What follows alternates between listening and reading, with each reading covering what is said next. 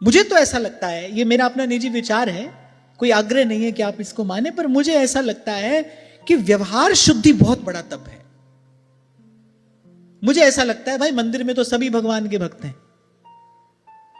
मंदिर में जब आप बैठे हैं भगवान की पूजा करें, भाई वहां तो आप सीधे बैठे हैं, बढ़िया भगवान की पूजा करें, वहां तो सभी भगवान के भक्त हैं। पर मुझे लगता है व्यवहार शुद्धि ये तपस्या है। सब कुछ छोड़कर एक और बैठ जाना ये फिर सरल है, पर व्यवहार में रहते हुए सत्य, धर्म, क्षमा, दया, तितिक्षा, इन सब सद्गुणों को साधे रहना ये बहुत बड़ा तप है, ये बहुत बड़ी तपस्या है। महाभारत में एक ऐसा प्रसंग आता है, एक वैश्य जो सुबह से लेकर शाम तक तराजू लेकर और बस सामान तोलता है, एक ऐसा वैश्य एक ब्रह्मज्ञानी ऋषि को सदुपदेश देता है। महाभारत में ऐसा प्रसंग है। तो इसीलिए मैंने कहा कि इस एक शब्द की चर्चा अनिवार्य थी कि ऐसे हम अपने मन माने ढंग से किसी तप में ना लग जाएं। अपने शरीर को सुखा रहे हैं, बोले अब आज अन्न नहीं खाएंगे, आज ये नहीं करेंगे, आज वो नहीं करेंगे, इसकी कोई आवश्यकता नहीं है। जीवन को विकार रहित करना, सद्विचार से युक्त करना, पवित्र आचरण हो, दया, क्षमा, शील, तितिक्षा, सदाचार, ये हमारे जीवन का अभिन्न अंग बने, ये तप है।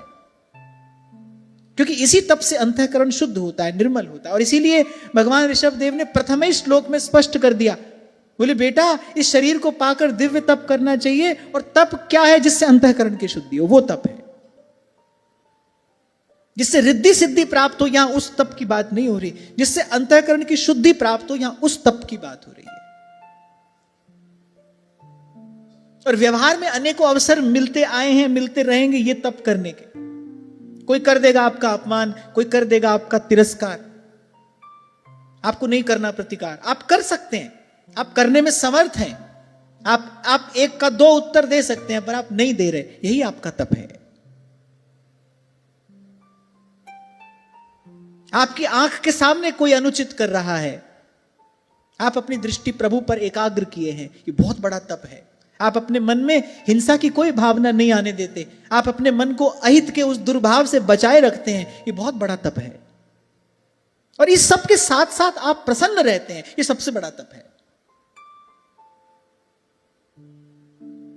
कहीं पढ़ा था मैंने, सदा मुस्कुराते रहना ईश्वर की सर्वोपरि भक्ति है। आप सदा प्रसन्न रहते हैं, ये सबसे बड़ा तप है। प्रसन्न तो रहिए। कभी कभी देखने में आता है कि इस प्रकार का कोई बोझ आप उठा लेते हैं साधन के नाम पे, कि आपका जीवन बोझिल हो जाता है। मन की सहजता, सरलता, चित्त की प्रसन्नता, ये सबसे बड़ी पूंजी है, ये ना जाने पाए। 2 दिन पहले जब वो किसी को डांटा था मैंने, तो आप सब लोग घबरा गए थे। तो मैंने कहा नहीं घबराओ नहीं, तो मेरा काम है करके, मैं तो अपने स्वरूप में, अपने स्वभाव में आनंद में हूं, प्रसन्न हूं। तो मेरे हिस्से आया काम है, मुझे ईमानदारी से करना है, मैं करता रहूंगा। पर भीतर से लेना देना किसी के साथ नहीं है भाई। क्योंकि ये बात संतों की कृपा से समझ में आ गई, मगन वही रह सकता है जिसको लेना देना ना हो। लेते देते तो आप मगन नहीं हो सकते। और वो मन का मगन होना, उससे बड़ा ना कोई सुख है, उससे बड़ी ना कोई संपत्ति, उससे बड़ी ना कोई सिद्धि, और उससे उत्तम ना कोई और विश्राम।